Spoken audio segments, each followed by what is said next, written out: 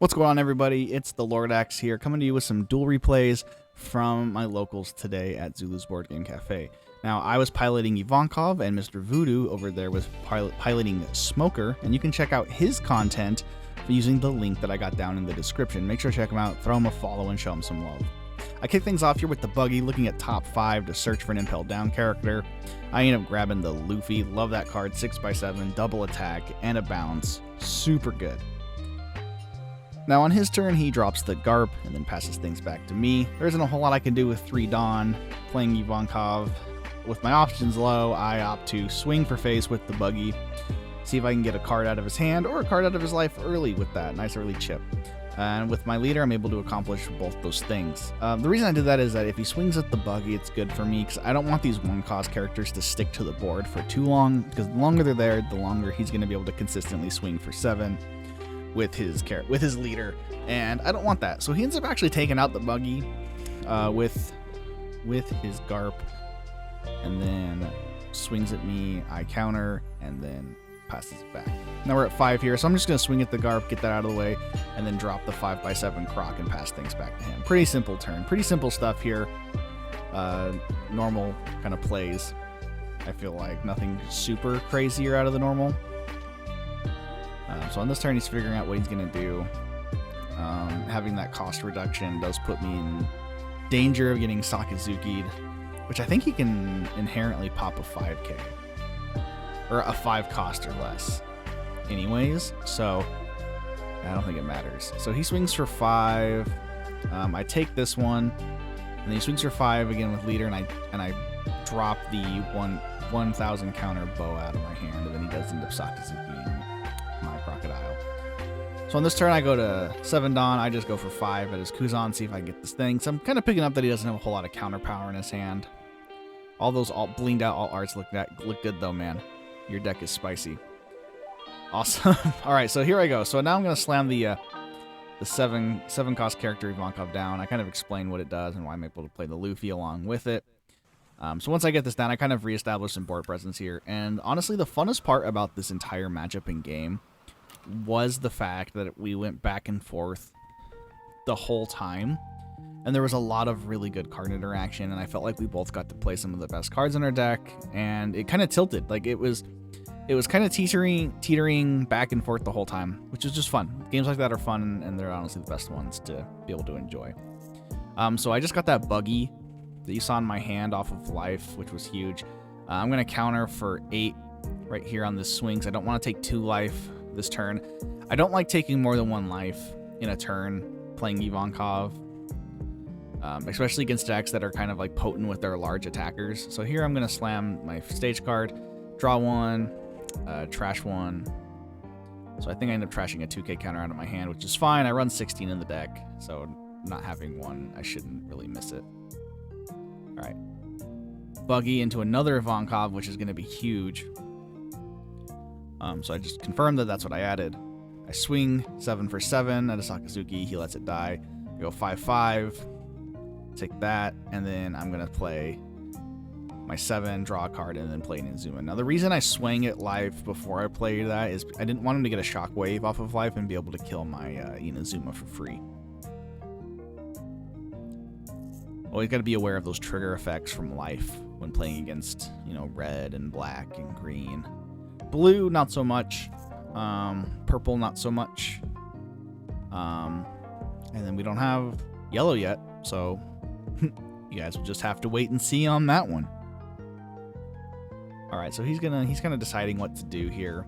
There's a lot of things in play and in motion.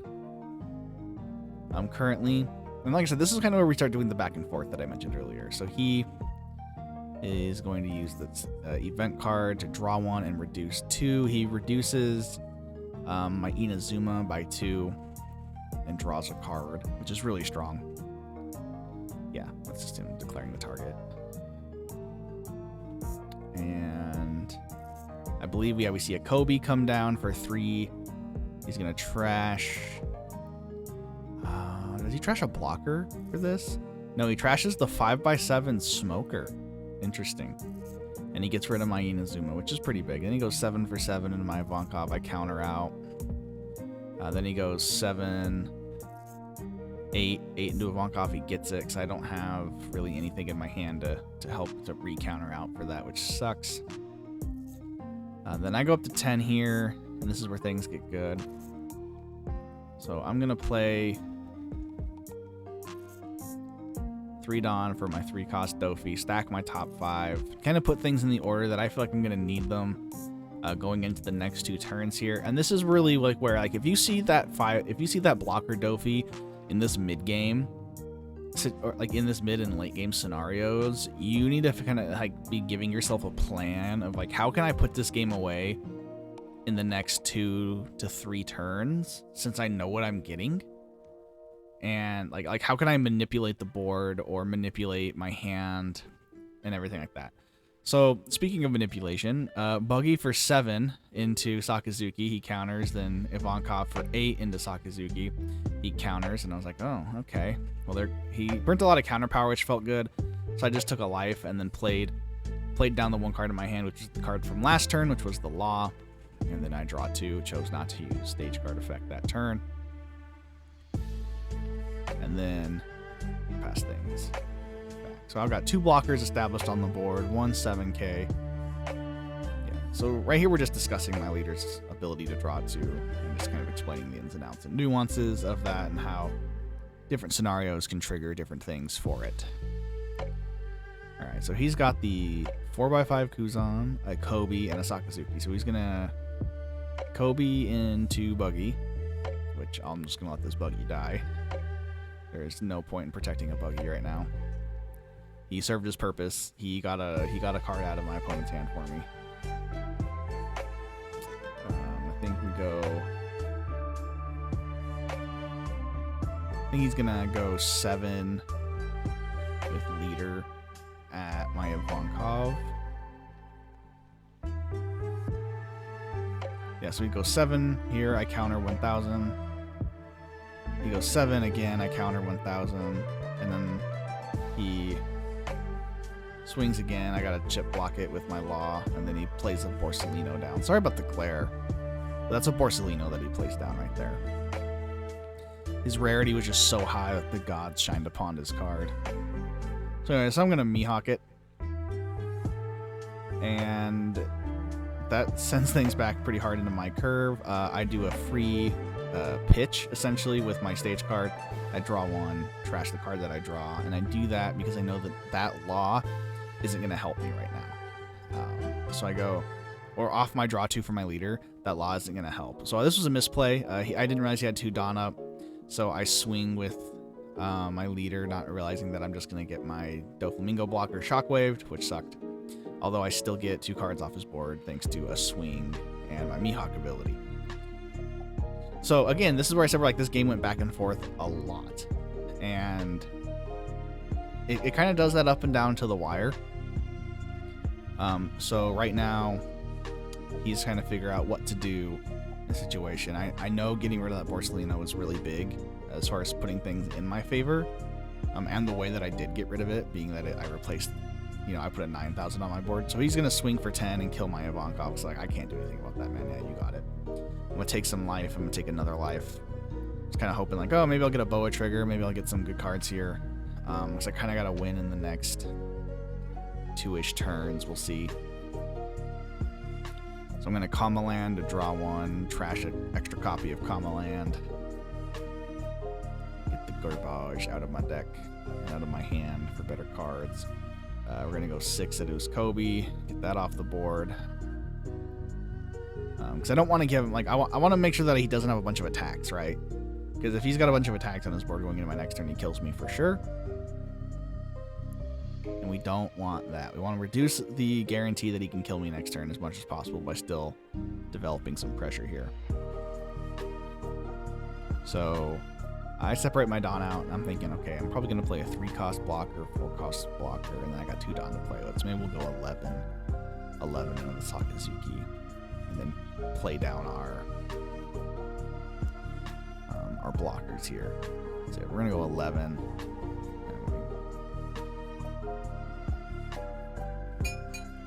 He contemplates it here. Now, if I remember right, I think he full hand counters for the Sakazuki. trying to get game this next turn. So yeah, so he checks my discard pile, kind of trying to figure out what I've used, what I might have, get a little bit more familiar with some of the blue cards. I think one of his buddies from his stream, I said, hey, they just said good luck or something in the chat. That was fun. I appreciated that all of you from Voodoo's channel came into the stream and gave me some hype. I appreciate it. It's always nice to see you guys there. And the new people. So yeah, so he full hand. He pitches his whole hand to counter to keep that Sakazuki on the board, and then I go another Doflamingo, look at 3, and this is where I'm gonna go. Okay, I'm gonna stack out my draw 2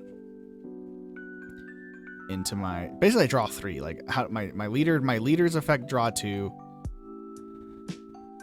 And well, how many cards do I have in hand? Maybe that's not what I do here. Yeah, I'm seeing I got 2 cards in my hand. So I go. Oh, so I'm stacking for after this turn. So what I do is I play down that blocker, and if I'm right, I've got 2 2Ks in my hand already. So I've got 1 live, 3 cards on board. Both are blockers. So now it's like, okay. How is this going to shake down? My advantage at this point is that he can't kill my Mihawk unless he got like a hell of a top deck. So alright, so let's see what he does here. So he's gonna load, he's gonna go, I think he went 10 to face. Now I'm contemplating taking it. So yeah, I end up taking it just for the extra counter cards. I got 2 blockers. So he's gonna swing, and I'm like, okay, if I can counter out, I've still got blockers, so I'm gonna just go, okay, I'm just gonna block. And then so like I want the Mr. 3 on board so I can maintain. Right? Because he's got 1 card in hand, he's got 2 Dawn up. And I'm like, okay, I see the 2 Dawn up, and he's got another Shockwave. I gotta be careful here. So I comma land, take a card, see if that changes what I want to do. Drop a Lofi out of my hand.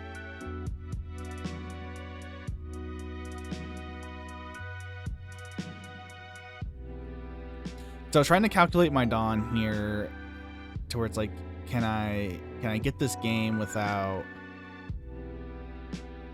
Yeah, so I go Mihawk into a Sakazuki to see if he protects it. Because I know that, like, no matter what, I don't want to lose. Like, if I can't kill him for whatever reason, because of the amount of life he has and, like, the 2 Dawn up, like, if I can't kill him, I don't want to die, basically, from something random. Alright, so...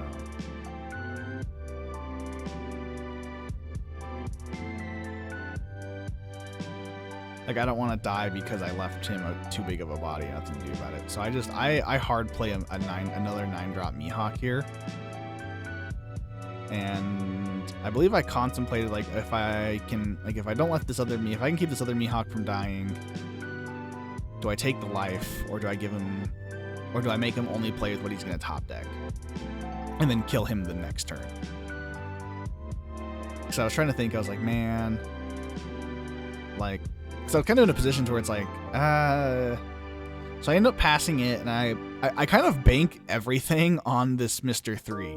I'm like, if this Mr. 3 sticks and my counter power is high enough, I think I win this game. Because now I've got the 2 beat sticks on board.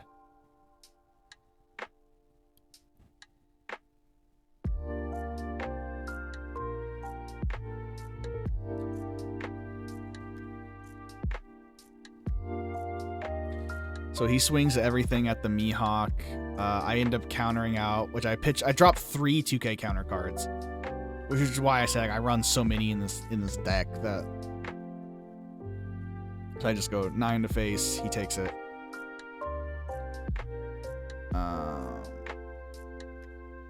I forgot what that card does off of trigger. I go 9 again. He takes it. And then I contemplate 11 here, and then I just go 9, and I end up getting it. So overall, it was a really great game. Huge shout-outs to Voodoo for that. It was a super fun experience. Had a great time playing him. He's definitely one of the best smoker players out there. Dude's a G. Really had a fun time playing with him. All right, going into this next match here, I'm playing against my buddy Saiyan, who is running Kinemon. This is one of my like OG buddies from college who got into the One Piece card game when I did. We're both huge fans of the show, and so it was fun that we got paired up against each other today. So opening up strong again, I hit my buggy, so I'm gonna go get Ivankov. My buggy searches were blessed today. I don't think I whiffed a single one. So like it was huge. That was huge. So he's gonna search 5 with Momo. He's gonna grab Odin. Excuse me for checking my phone. I had some stuff going on for work that I was trying to like handle in the background. But yeah, so anyways, he's going to swing face for 7. And I'm pretty sure I end up taking it. So I'm like, I'm not countering that much right now. My hand wasn't super strong, which made it tough. But yeah, so anyways, I just go buggy into Momo. Because I'm like, I'm just going to get that off the board. If he counters, I'm swinging anyways. Then I go 5 to life. Which I think he takes, which I'm fine with. Because now we're back 4-4. So the game's tight. And then next turn on 5 again. So on the next turn on 4, I played this Mihawk from my hand. And I remember specifically the reason I played it in this instance, I almost never play that Mihawk, is because my hand was kind of booty outside of that Ivankov. And I was like, I want to at least draw 2, trash 2 at least once with this Mihawk to reclaim some value here and rebuild my hand up. So he plays another Momo, searches for 5, gets another Momo, so we're a triple Momo right now. Where were you when triple Momo striked? I was at locals. Alright, so he's going to rest 2, play killer, and then put 1 under his leader and swing 6. I'm going to counter out. I'm going to kill the Momo. I'm going to swing at the Momo again. Put a Dawn under, swing, draw 2, trash 2. I believe I trashed a Mihawk and I trashed a Mihawk and an Alvida. And the reason I trashed the 9-drop is because I had both of my copies of my 9-drop Mihawk in my hand, and I was like, I had 2 copies of the 7-cost Ivankov and 2 copies of the 9-drop Mihawk in my hand. So I was like, I don't need 2 of these 9-drop Mihawks in my hand. So I opted to take, I believe it was the Crocodile that I played, and a 2k counter. So like the 2k counters kind of replaced themselves, which was fine. But again, I run 16 of those, so it's kind of the purpose of it. So here I was starting to kind of I was starting to pull away, because he was basically like, he was hitting search cards, but he wasn't really able to establish anything. He does hit this law, which is really big, which I believe he hard plays the law here. Because the biggest thing he was trying to do is, I felt like he was trying to establish into his Odin, which, looking back on it, I may have, like, if I was him, I probably would have left my killer on the board.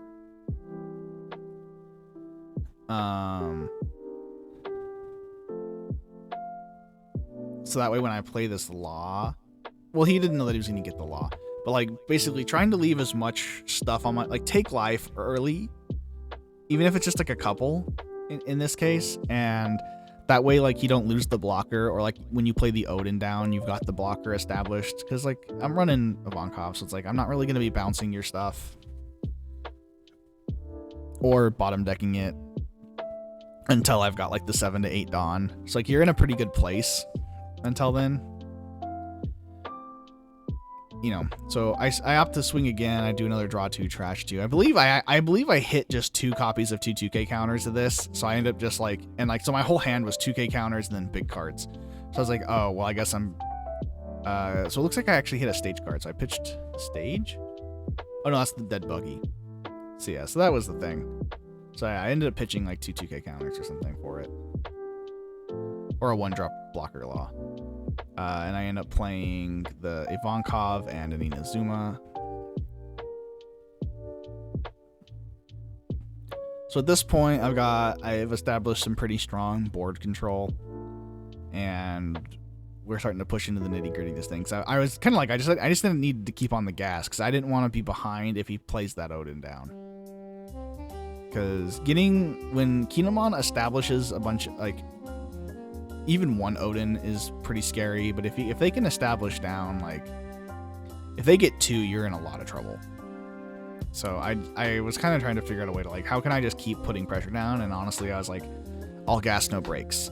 If I don't have a lot of blockers, that's fine, but all gas, no brakes. So this is pretty solid. He gets another 5x6 law on the board and a killer, so he gets a lot of blockers. He rests my blocker, and then goes 5 at my. I think he goes 5 at the Mihawk, if I remember right. The issue was, like, he had to play such big Don cards. So, like, when you're swinging, like, even with somebody, so like 5, 5, 6, 6, 7, 7, etc. Like, it's really hard to get those cards out because just a cheap 1 counter pitch for everything. So I was thinking if I wanted to do another draw 2 trash 2, because I just done it twice. I was like, nah, I'm just gonna go. I think I swing 6 at Momo for some reason. I think I just really needed to attach a Don to something. Yeah, if you're asking for my logic of why I did that, I could not tell you. Like, I should have just swung with the Mihawk. Oh, that's why. So I attached the. Oh, that's why I did it. So I didn't want to do the draw 2 trash 2 that turn with the character Mihawk. So I put the 1 Don on my leader, swing at the Momo, and then swing at leader. He blocked, and then I played the 9-drop Mihawk to bottom deck his law. So that is why. That was the logic system there. So at this point, I'm feeling really confident that I've got this thing locked up. He's getting good searches, and he's getting them, but I haven't put him in a position to where, like, if he's gonna play, I feel like we're too far behind now for him to establish the Odin, because there isn't a scenario, like, unless he's got crazy counter power, there isn't a scenario where he gets the Odin down, and it's not like it doesn't die. So he swings for 7 at my Inazuma, so I end up pitching 2 cards. And my Inazuma actually counters up to 10,000 power because of its ability that when I have 1 card, it automatically gains 2,000. So my Inazuma goes up to 10k for that swing, and which was nice.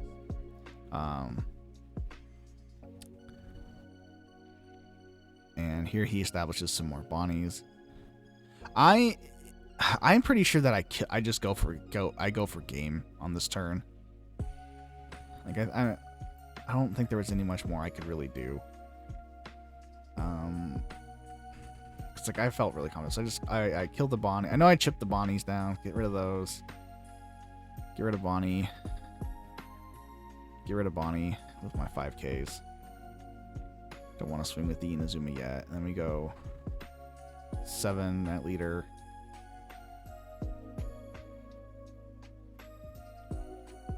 He blocks and the law dies. Go 7 at leader. He takes it, and then I go 9 at leader. He counters out of all of that. I play another Ivankov and draw to reload my hand and don't play anything else.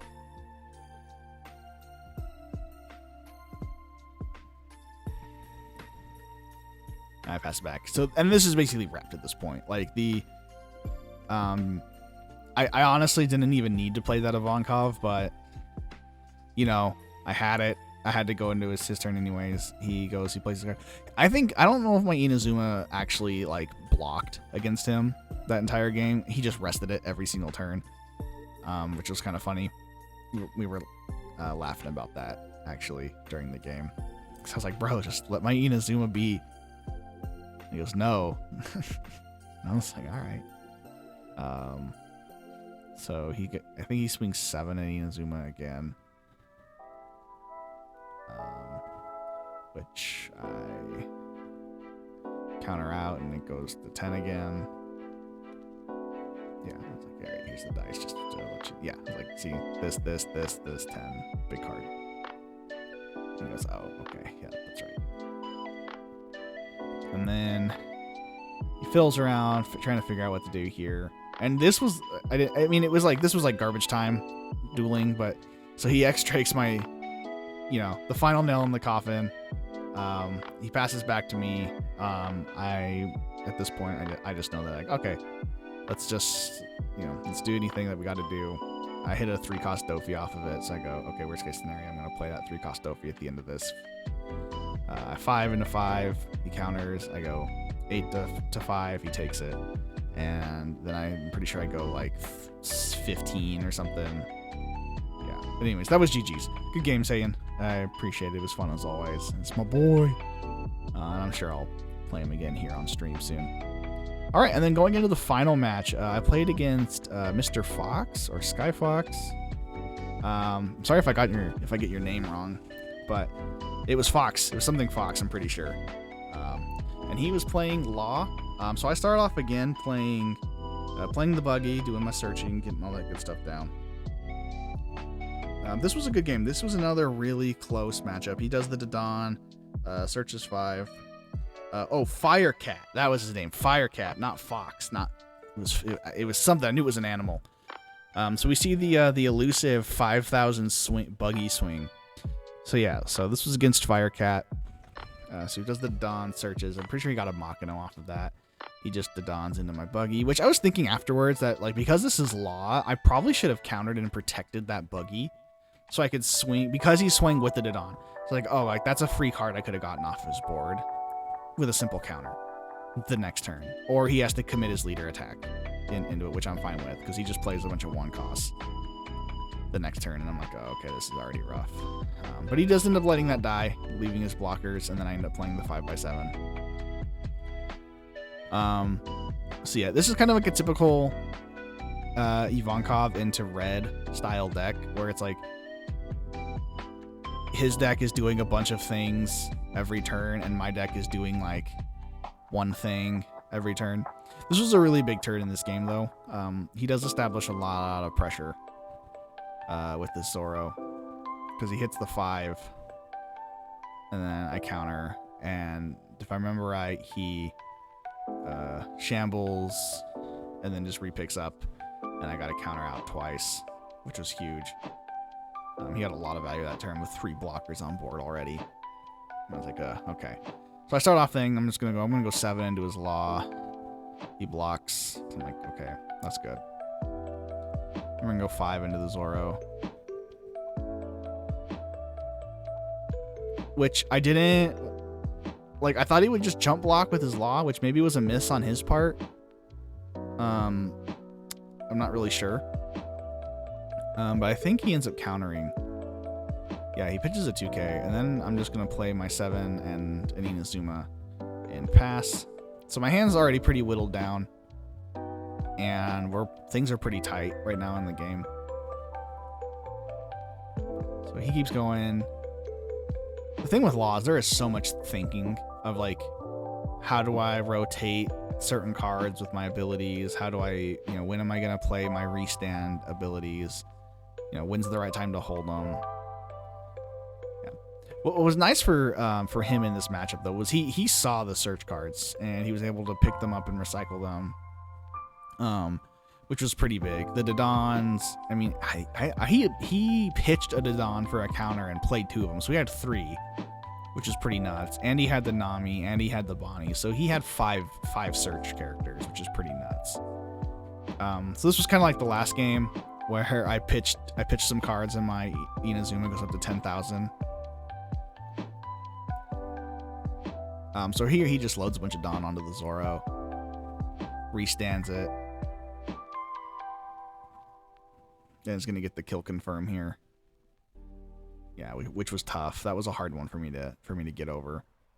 But I was pretty comfortable with the board state still, because I was like, all right, it's not super out of control yet. We're tied at life, which is good. And I can start swinging. So I make my Ivankov 6, so that way if he does block with his Law, he still has to counter.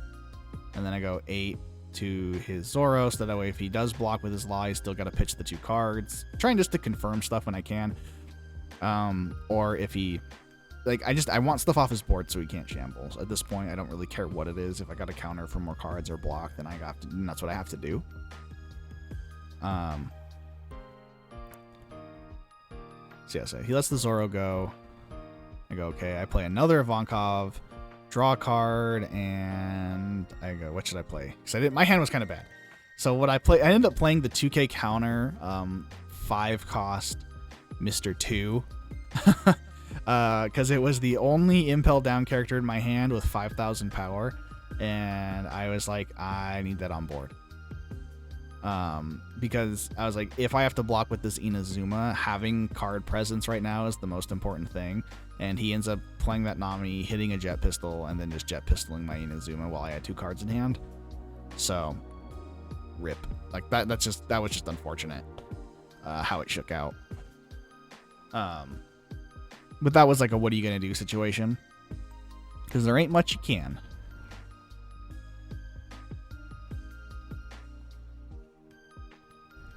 So the advantage that I had right here is I was still able to maintain countering and like keeping my stuff alive throughout a lot of these turns, because my biggest upside is that his stuff is so small that he only has so many of his big cards.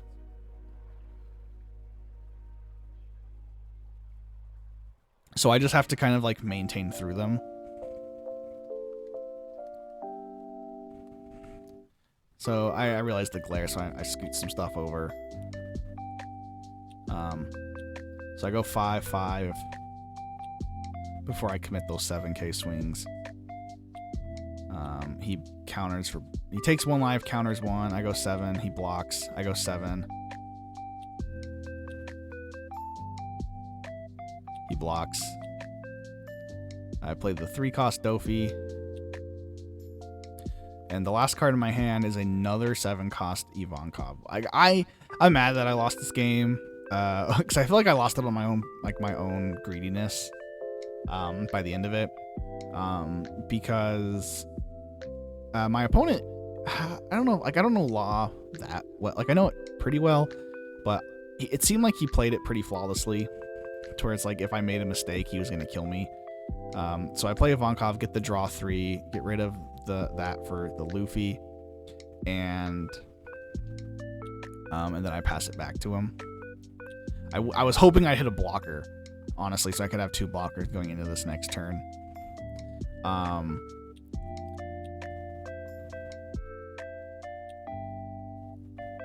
Yeah, so he's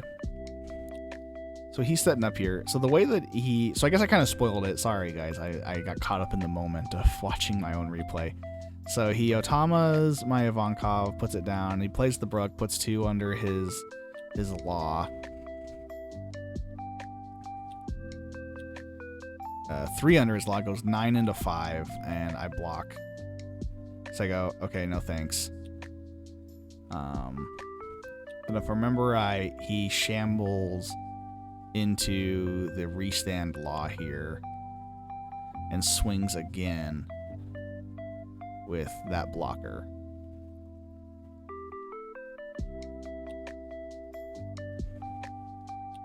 No, he puts a bunch of Dawn under his leader and swings, which forces me to counter out.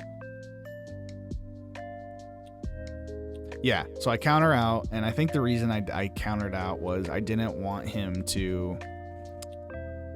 If he was gonna kill that Ivankov, I wanted him to commit that blocker to killing it, so that way I don't have to, like, because that blocker the next turn would have eaten up that attack from that Ivankov if I was able to keep her on the board anyways.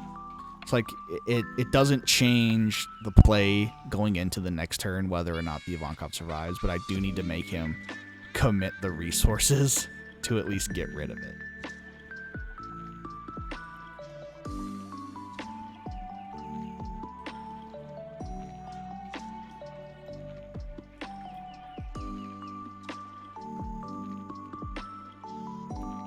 Yeah, so he shambles into the restand Law and is going to confirm the kill on that Ivankov with the Law and pass. So I've got my 4 swings. He's got no blockers.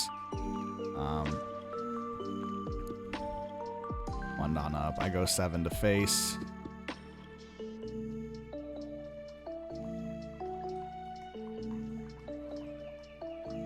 Making his 2. He ends up radical beaming, which was pretty huge. Wasn't expecting that. So let's see. Do I go 7 or 9 here? I was trying to like divide my Dawn. So I go 7 here. So I end up drawing.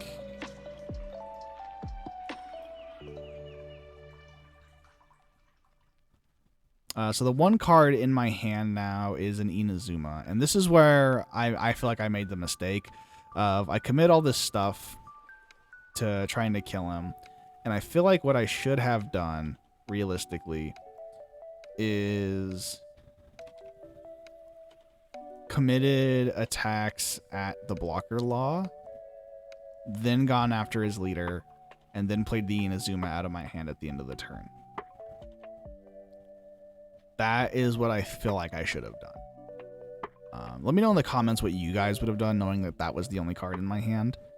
I do remember that one of the cards I would have drawn, because I stacked, would have been at least one 2K counter. I don't remember what the second card would have been, but I opt for that to eat his hand out and go. So... So on this turn, he kind of looks at how he has to divide and conquer the Dawn to essentially get 4 attacks home. So I won't spoil what happens here. So just know that like I've got the 3 life and I've got 1 counter card in my hand. So he goes 6. I have to take it. Yeah, in hindsight, the ending of this would have gone much different if I had just played it a little bit more safe and played the Inazuma from my hand and then drawn 2. So in hindsight's 2020. So if you guys take anything away from like watching this replay and you end up in a similar situation, just know that like in my case, playing the blocker would have made the difference. So the cards that I got from life was a 2K counter, and a 1K counter, and the last card out of my life has no counter when he swings, just for you guys to keep track. So I've got 4,000 counter in my hand total, so I can counter up to 8. So I can counter out of an 8K swing.